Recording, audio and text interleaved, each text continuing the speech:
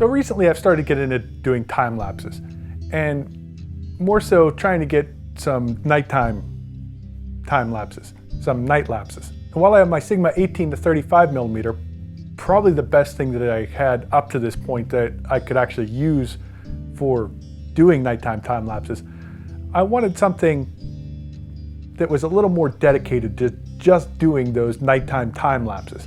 So it kind of surprised me when I was looking at used lenses that I came across a Rokinon lens. I found this 12mm that's actually for APS-C sensors. So it's already designed for a tighter crop as it is, and it was 4 micro four thirds.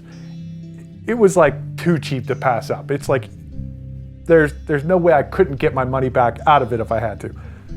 So I said, okay, yeah, I'll get that, I'll try it out.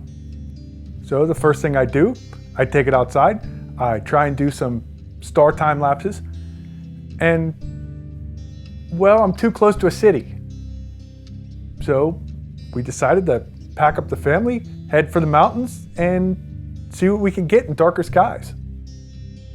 And I must say, just getting to some place where you have darker skies, that's just amazing. You don't see those kind of stars around the city.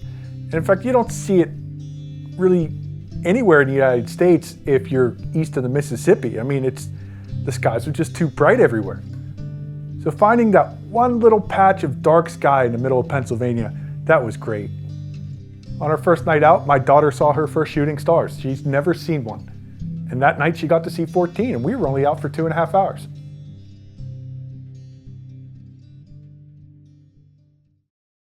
There's a lot of interesting things about this. Being such a small lens, and actually having a dome like a fisheye, they've actually extended the body out enough that you could actually put filter threads on it. So I kind of like that. That's very interesting. So I could actually put a step-up ring on there and put my variable ND filter on there that I have because I have a 77mm, 67mm. So with a step-up ring, I could use the neutral density filter that I already have. So that's great, actually, for having that fisheye kind of dome on the front.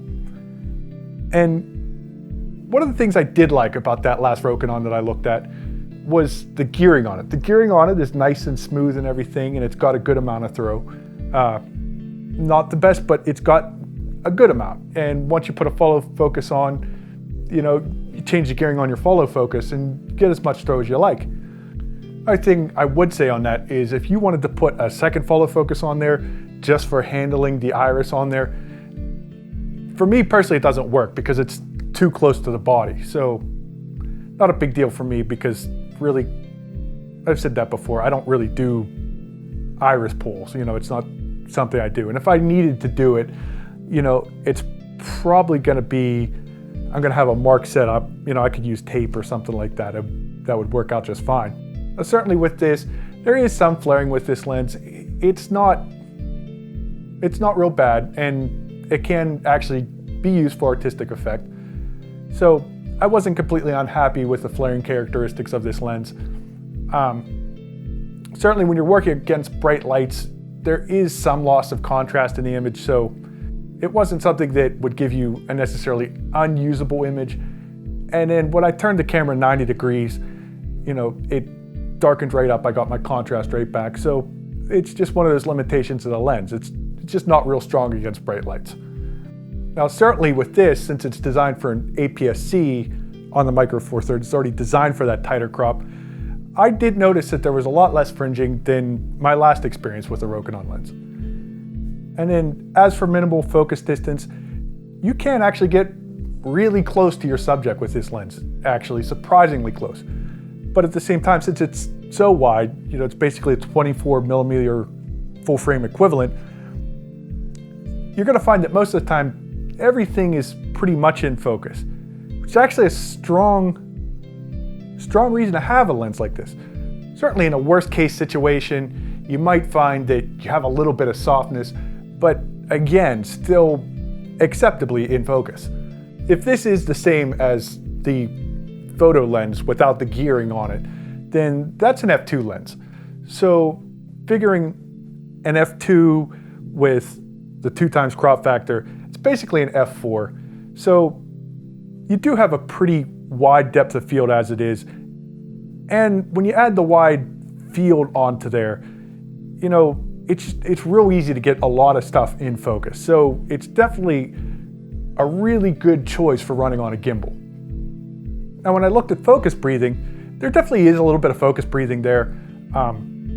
It's not crazy focus breathing, but there is a little bit of breathing. And I think I've just come to accept if something is so critical where I can't have focus breathing, then I'm just gonna have to fix that in post, or if I have the right budget, go out and rent a good set of lenses that doesn't have that breathing problem or minimizes that.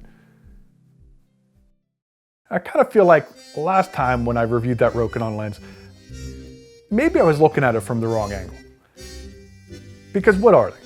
They're budget conscious lenses.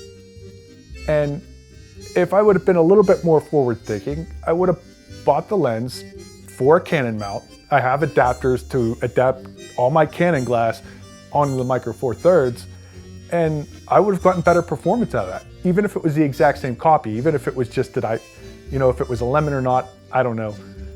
But if I would have adapted it, I would have gotten better results. In that context of being budget conscious, I think that, yeah, they're half decent lenses from that perspective. And I've had a great experience with it. You know, I found when I was shooting stars, you know, it says on the box, let's see, nano coating system, I can't say about that. Low coma. Yeah, it actually performed well shooting stars. The decoupled aperture, I like that. It's one of those things where, you know, if you have to change your aperture setting on the fly, you hate that clicking, like stepping through the aperture range. So having a declicked aperture is nice just to make a little fine adjustment, just to, you know, center up your histogram. Yeah, low chromatic aberration. I mean, it's not the best performer, but I think it does pretty good. And especially when you start looking into the corners, it's not that bad. And on a wide angle, they're usually crap in the corners. It's just one of those things, the wider you go. And it's probably that it's on Micro Four Thirds, it actually does better. It's probably worse on like a Sony E mount. And yeah, it has internal focus. I can put filter threads on the front. I mean, I think for the most part, it lives up to all of its advertised promises. So for the price of this, I mean, full retail, it's like $375. That's actually pretty cheap for a lens. You don't get many lenses for under $400. So yeah, good lens, works well, put a follow focus on it, even though it doesn't do you much good seeing it's so wide and everything's in focus all the time anyway. It's got gearing on the aperture, which you can't use because it's too close to the body, but you can still reach in there and turn it, I guess. So what's my opinion in total about this lens? It's good value for the money. It's really the truth of it. You know, maybe that last Rokinon lens was actually good value for the money too. Maybe it's just, might be my own personal arrogance that, you know, I'm looking at stuff at too high of a level. Well, I guess I ran out of stuff to talk about for this lens. Definitely like if you liked it, and don't like it if you don't like it, and we'll see you next time. Bye.